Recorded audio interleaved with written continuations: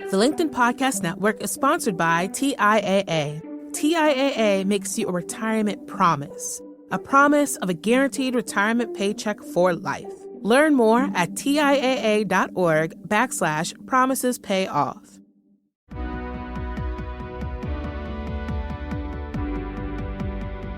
I'm Maura Aarons-Mele, and this is The Anxious Achiever. Each episode, we look at stories from business leaders who have dealt with anxiety, depression, or other mental health challenges, how they fell down, how they picked themselves up, and how they hope workplaces can change in the future.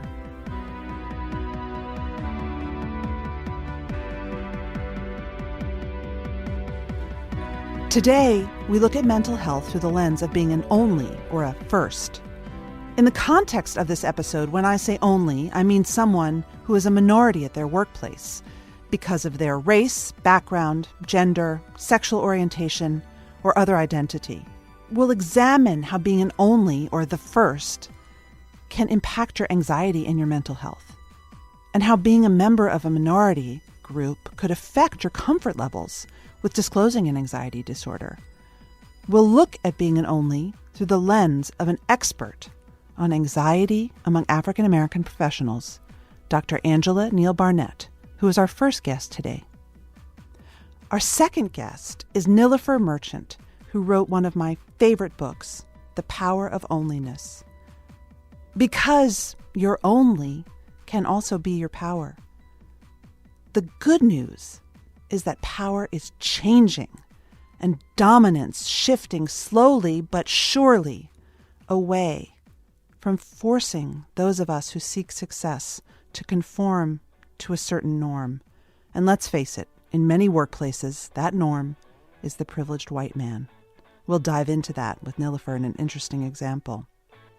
So we'll flip the script on being an only with author and technologist Nilofer Merchant and talk about how to find strength and power in your onlyness.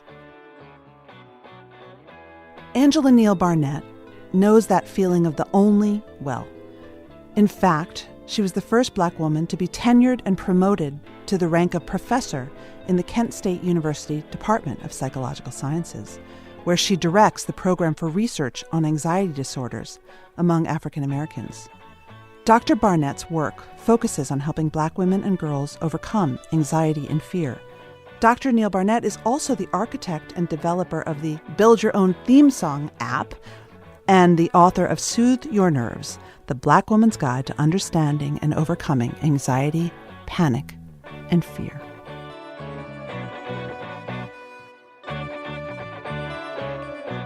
Dr. Angela Neal Barnett, welcome to The Anxious Achiever. Thank you. I'm so glad to be here, Maura. I wanted to ask you a question about your experience as an only, because you've got your sort of first status loud and proud on your bio. But what has it been like for you to be a first and an only throughout your career?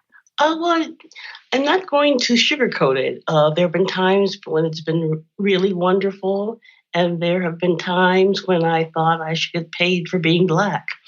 So, it's been ups and downs with challenges and triumphs. Sometimes I think that you do it so often that you just don't realize you're an only until it really just hits you in the face. I had an incident rather recently where somebody said to me, we just didn't understand the value of your work. And I thought, I wonder if other people get that. What do you say to your grad students? Because I know you have a lot of grad students. What I try to do with all my grad students is protect their spirit. And so when we start out any lab meeting, we start out with a quote or a song that's designed to protect their spirit because of the type of research that we do, which focuses on Black Americans. And then I just try to model, here's what happens when this happens. Here are our options. Here's the option that I'm going to take.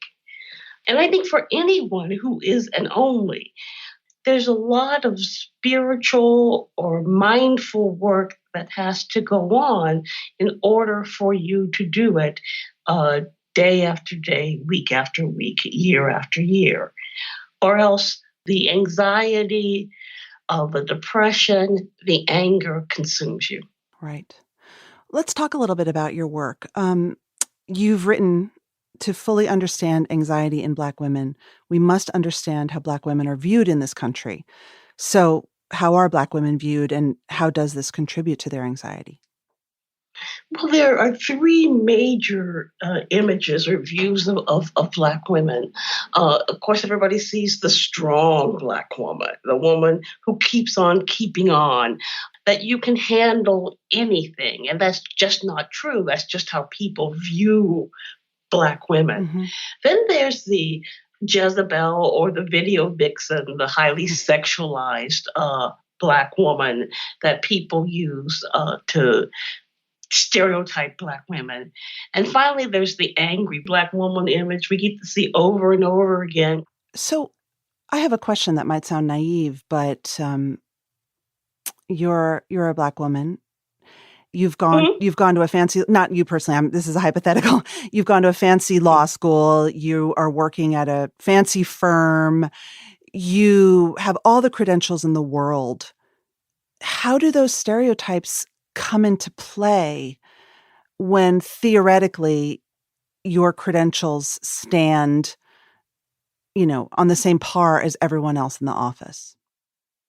So they come into play in one of two ways.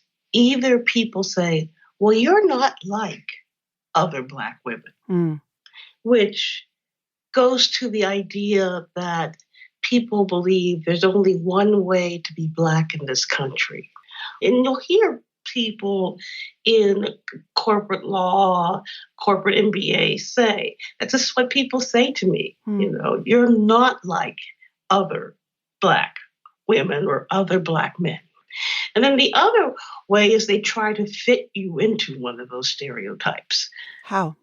Well, they may see you as the strong Black woman, so that anything that happens, they come running to you and they tell you all your problems because you can help them fix it. Mm-hmm. The other way, that if you assert yourself, then they say, oh, we got an angry Black woman in the office. Mm-hmm. What are the stakes of failure?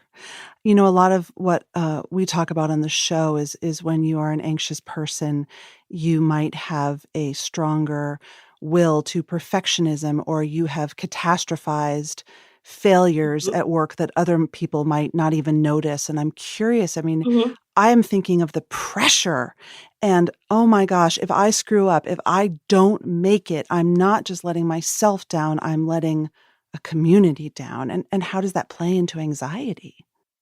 Well, collectivism is what it's called. That when we do something, it's not only our success, it's the family success, it's the community success. Right. I always tell people when I received my PhD, 28 other people received it with me. So that's kind of great, though. It is kind of great. But when you're anxious, yeah, and then you're an only, and you're a first, then those three things then combine to make the failure feel worse than it actually is.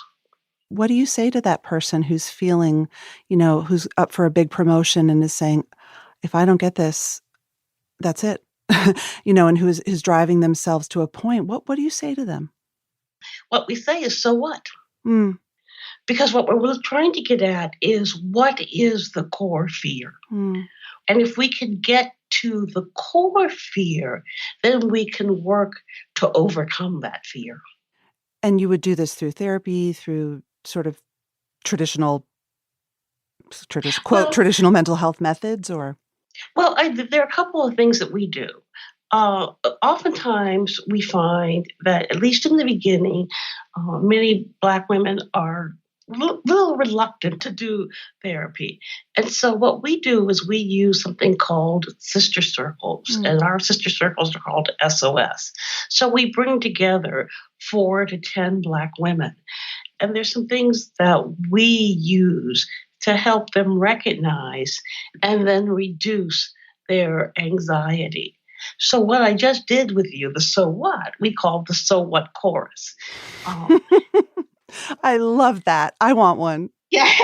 So again, because many of these women are sharing the same core fear. And what they haven't understood is that they weren't the only ones. Because remember, you're the only. Yeah. And all of a sudden you find out, wait, there are 3 other people who feel the way I do. I'm not alone. Are there unique challenges that Black women might face if they do get that diagnosis and then the workplace knows about it, or they're in a mental health crisis at work?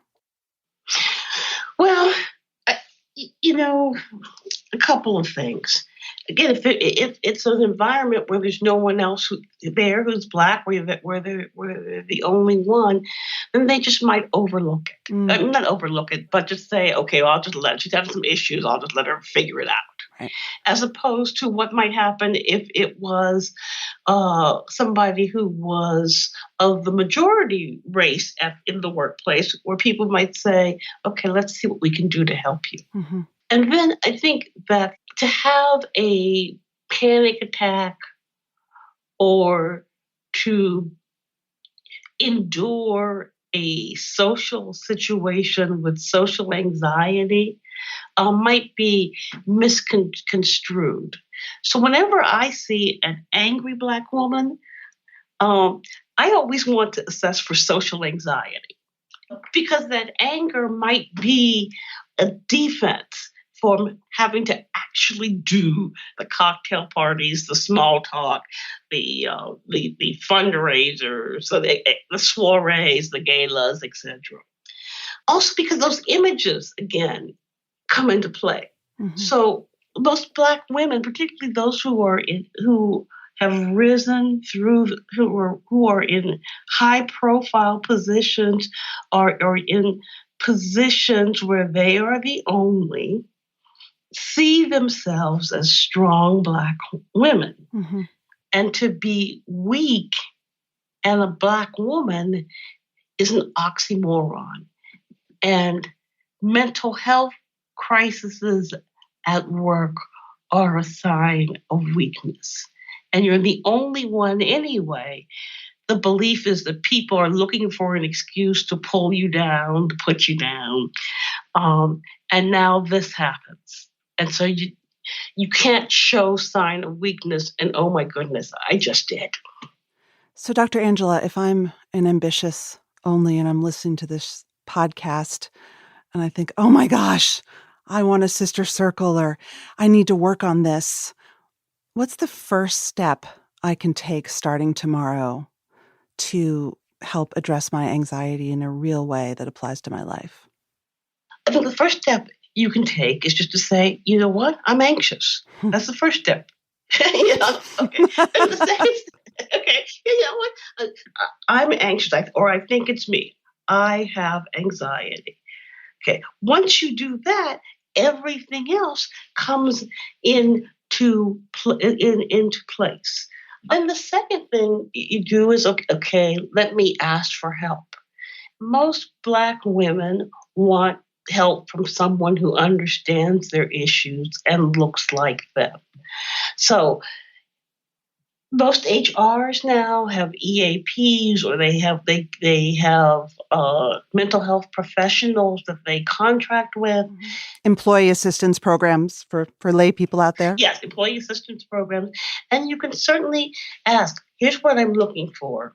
I'm looking for someone who understands Black anxiety, or anxiety as the anxiety of the only. And there are people out there who do specialize in that. And if your HR isn't helpful, then there are a number of organizations. The Anxiety and Depression Association of America, which is ADAA.org, can refer you to a therapist in your area who is the same race or is culturally competent.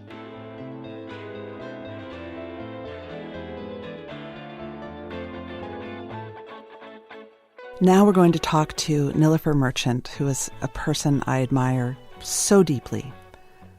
Nilofer's work allows us to reclaim our onlyness and our only as a strength, even when society might say it's not.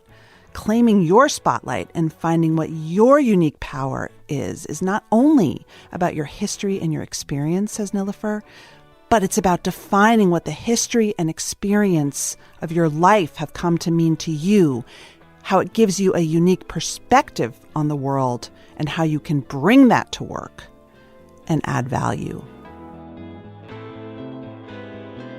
So, define onlyness. Onlyness. It's that spot in the world only one stands. It's the source of ideas. I coined the term back in 2011 because I was trying to identify how do we stop talking about difference in this way that sort of subjugates one group. There's quote unquote different people who happen to be people of color and women and so on, and everyone else. And I'm like, well, actually, every single one of us is different. And so we need to center correctly on that spot in the world in which only one stands and stop making one group distinct and one group different, one group seen for what they can only offer and one group seen through the lens of otherness. So onlyness was a way of bridging all that into one term. I love that because it throws otherness out the window, which it should have been thrown out a long time ago. So why is onlyness an important concept for my audience, an ambitious professional who might struggle with anxiety or depression?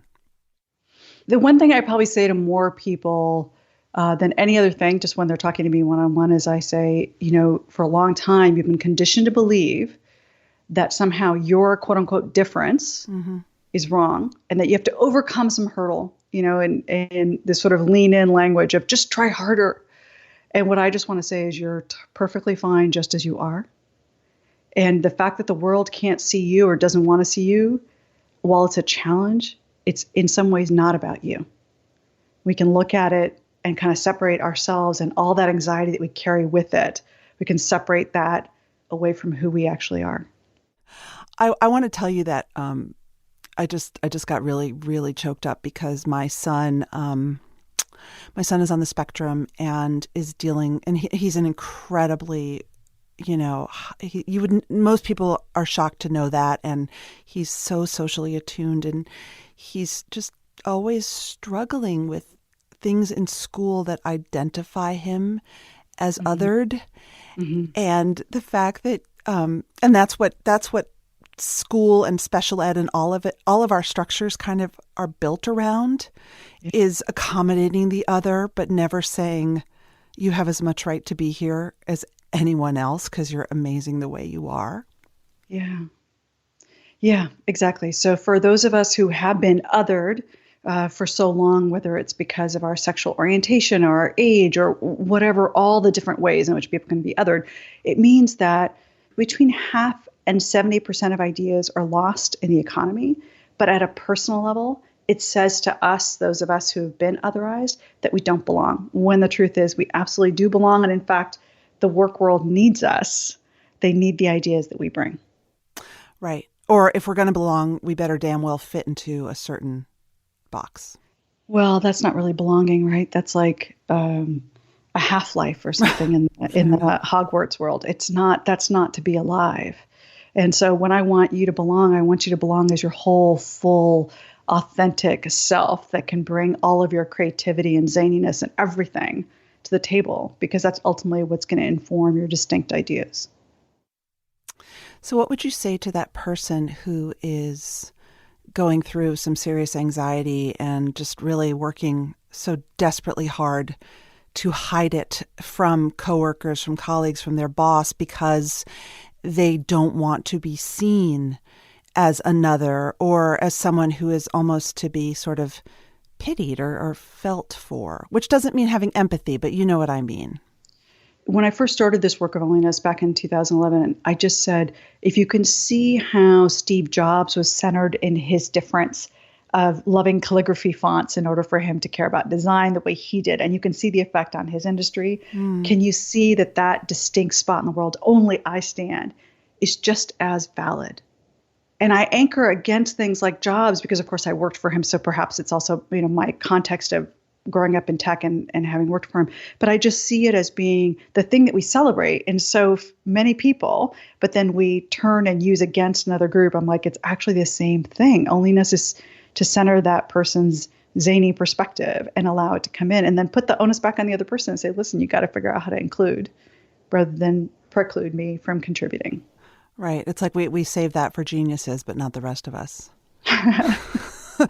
Well, so I know that we're both big fans of the work of Rosabeth Moss-Kanter from Harvard Business School, who really explored tokenism. When you represent a group that's less than 15% of the total makeup of your organization, you experience othering that can really constrain your ideas, but it also creates tremendous stress and anxiety in and of itself. And I'm curious if you're visibly different in a workplace.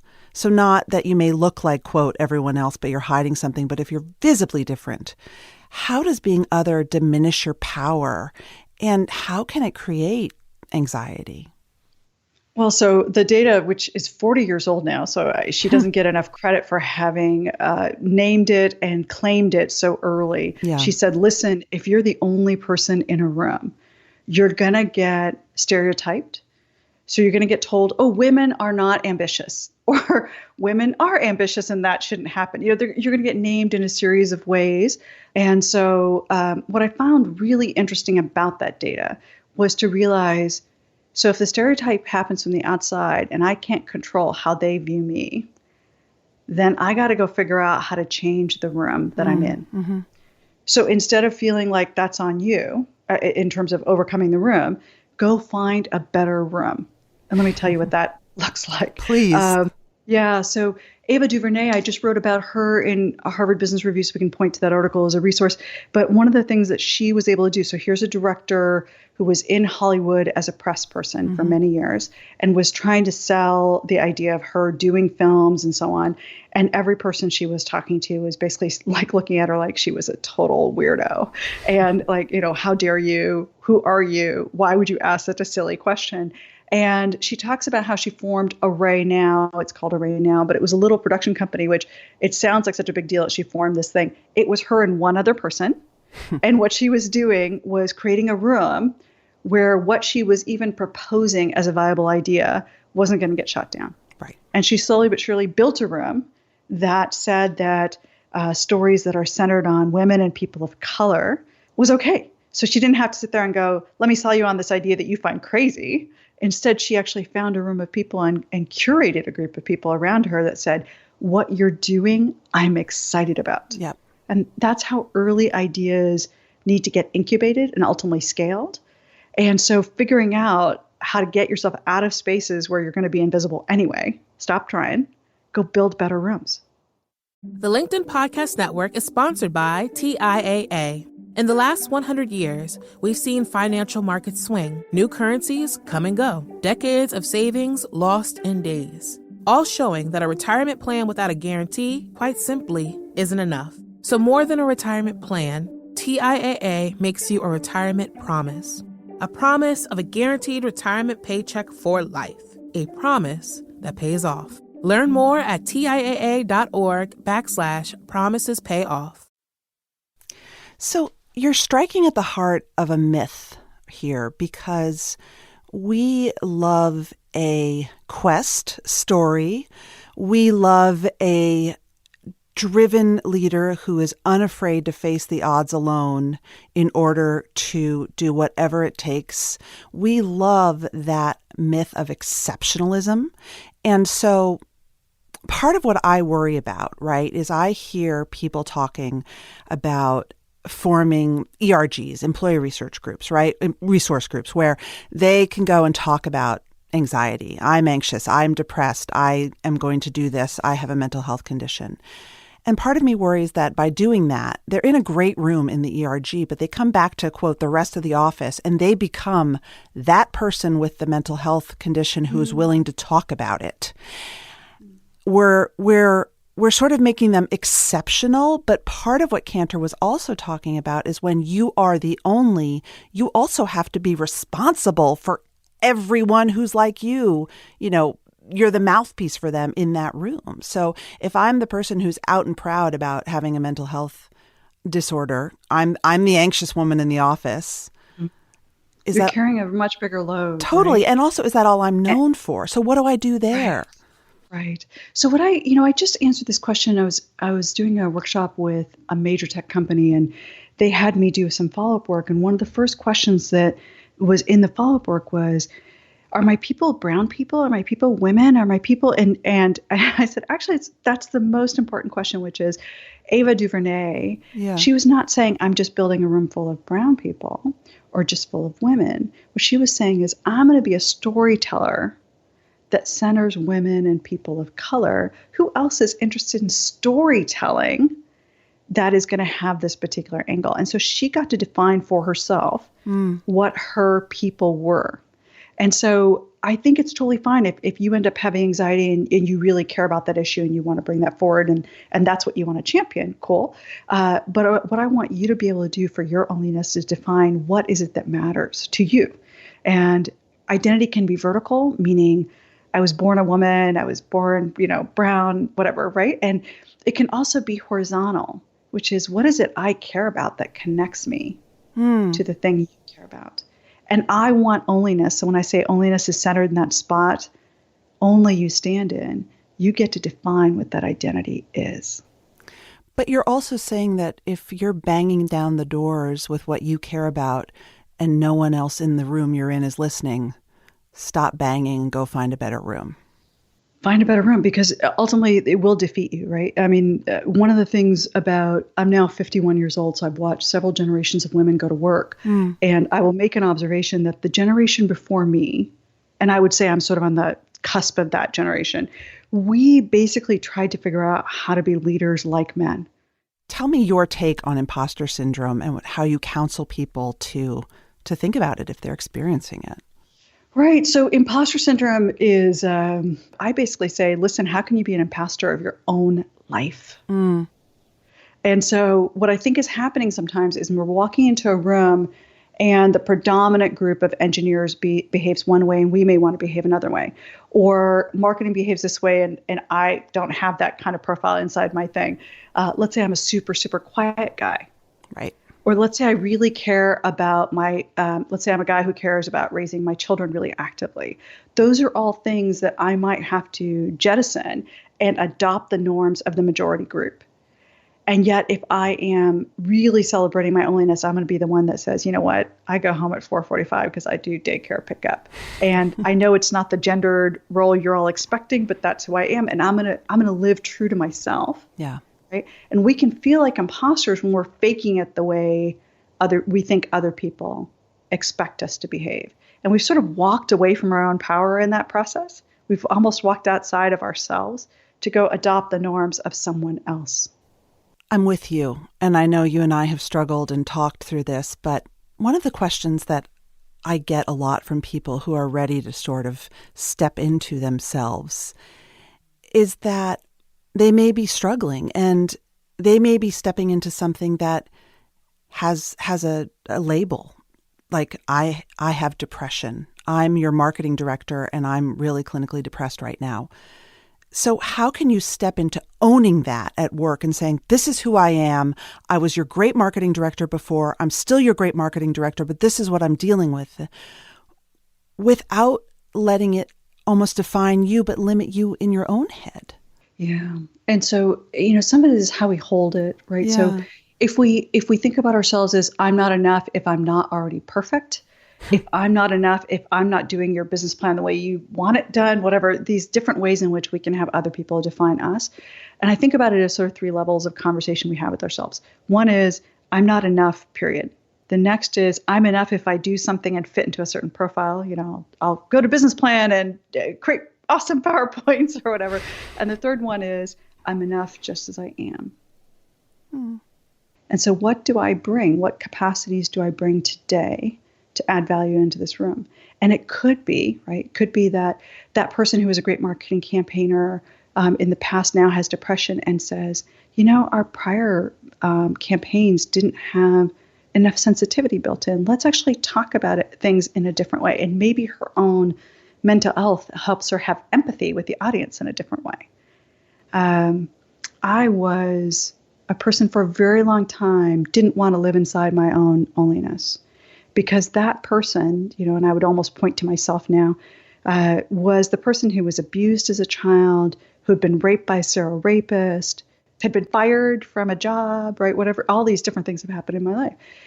And over time, I've actually been like, yep, I was raped by a serial rapist. And it makes me really aware of what it is to be violated. And so now when other people are treated unfairly at this really deep level, I feel it. And it's become like almost a super skill. So someone's listening to us and hopefully feeling inspired. What is the first step that they take towards claiming their loneliness? So the biggest part of claiming loneliness is really to just look at what is it you care about. And I usually ask this in two major ways. First is, what is your history and experience that has informed and shaped what you care about today? And sometimes when I ask this question, people will say things like, oh, I really care about equity and people's safety or whatever. And they won't like share the dark side of that story. Like they won't go where I just went, which is having been raped by a serial rapist. I really care about power dynamics because rape is fundamentally about power. Right? They won't own it. So when you can claim your history and experience, both the positive and the shadow of it, you can have depth to understanding what is it you care about. That's the first step. Second one is to ask, what would I do with all that? So the way I ask the question actually is, if you had the magic wand, the one that in Disney movies turns pumpkins into carriages and mice into horses, what would you use the magic wand to do? And I don't know about you, but usually people, as soon as I ask that question, they had something that sparked to their mind. Yeah. And I go, okay, now combine those two things for a minute. What would you do? How would you apply that spot in the world only you stand, which is a function of your history and experience, that first side I just talked about, as well as your visions and hopes, what that magic wand moment kind of gets to? What would you do with it? And usually within a little bit of time, that process can be just a really clarifying thing of saying, here's what I care about. I want to talk about fitting in because that's something that is super powerful in your book, because I think it's something that our inner 12-year-old can relate to. There is no one that I've ever met who doesn't relate to the concept of, oh my gosh, do I fit in? It's such a powerful way in, I think, to your work. And you say in your book, you say 61% of people admit to covering up their true selves.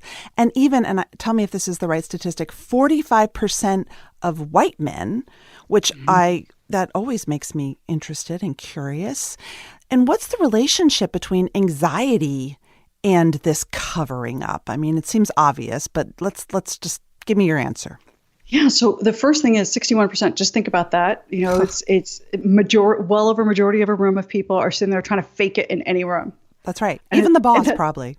Even the boss. And in fact, just the other day, there was some research published that said, listen, if there are 3 or more women on the board, people have a lot more freedom to be themselves, And I said, actually, I read the research and I thought to myself, actually, it's not about the women. It's about the fact that as soon as you've let enough difference in the room, all difference can manifest. That's what ends up happening. And so this thing about 45% of white men doing it just shows how predominant an issue it is. So I think about my husband, who is a relatively quiet guy. He will wait to kind of suss out the room before he'll start commenting. And he'll come home sometimes from work and say, I didn't get a word in edgewise, and I had quite a bit to say. And he goes, but only the loud people got the room today.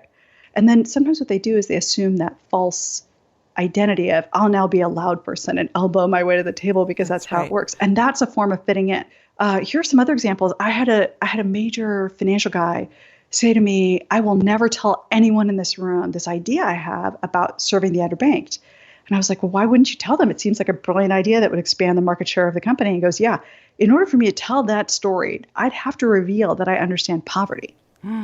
And he goes, in this room, and then he actually pointed out all the Hermes ties. He goes, that's a $195 tie. That's a $195 tie. That's a $195. And every day they wear different Hermes ties at this company. And he says, so there is no way that I am actually showing up as my full self. And here's what I always say to people. Does he wear an Hermes tie now? He does. Yeah, and of course he does. It's a form of covering, right? It's a form of ways in which he's completely figured out how to adopt the norms. It's women who wear designer bags, and women of color especially will show up in their first career job with a designer bag because they're trying to show that they fit into white women's. Yes, they're trying to signal what is white women's, cultural status. It's bags. So, okay, I'm going to go buy that bag. So there's all these different ways in which we cover up. And the way in which, in that case of the banking example, right, he's pointing to the Hermes tie, he had a profoundly interesting idea that he was not bringing to the table that could have served the entire company, let alone the marketplace. What I always say when I'm talking to people is, listen, we're mostly all doing it. As soon as some of us break the pattern, the whole thing kind of comes apart because everyone actually really wants to be their full authentic self. Baby steps to being you. So I'll share here how your work really changed my life because, and I say this also being fully conscious that I am a well-educated, well-off white woman, heterosexual, married, very, very much privileged in order to be authentic, which not everyone is. But I realized in the idea of containing multitudes that I could talk on air about things that are shame-filled and taboo, like my dependency on drinking and my anxiety and my meds, and my clients would still hire me anyway. It wouldn't affect how they thought about me as their communications consultant just because I like to work in bed and I sometimes take Xanax. And hide in the bathroom. And well, absolutely. So it was like an incredible moment. Now, again, I'm privileged to be able to say that. But do you remember when you didn't know you could do that? Of course I didn't. Who's going to tell you can do that? Well, only, right. So only you. Do you remember that? Well, what's that moment like, right? That little moment where you go from, can I just be a little bit more me? Can I share this one thing I'm keeping a secret? Can you decode what went on in your head in that moment? And then I want to comment on it too. Well, I think for me, it was the first time that I admitted that I only worked a certain number of hours a day and I like to go to Whole Foods or the grocery store in the middle of the day. That felt, I know this sounds lame, but that felt really transgressive because I felt like my clients would read that and think, oh, we're paying her and she's not working hard. Right. So you found a way to actually give yourself permission to go do this thing that actually really served you. And you know what happened instead?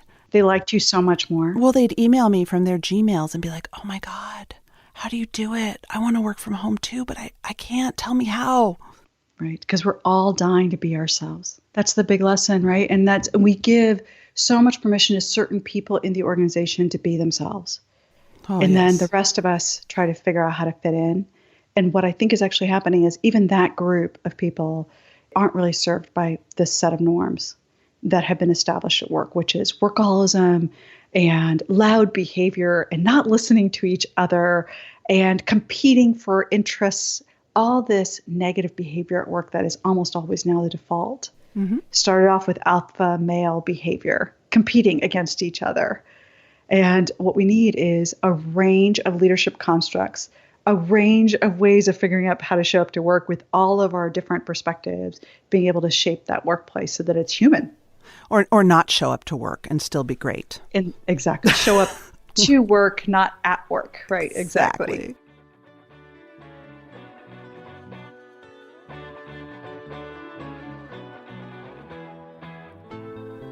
That's it for this week's show. If you like what you've heard, be sure to subscribe and submit a review in Apple Podcasts or wherever you get your shows. And if you have an idea for the show or you want to tell us your story, drop me a note at anxiousachiever@gmail.com or you can tweet me at MoraAM. That's MORRAAM.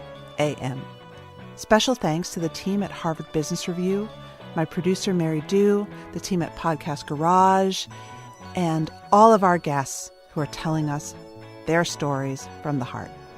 From the HBR Presents Network, I'm Maura Aarons-Mele, and this is The Anxious Achiever.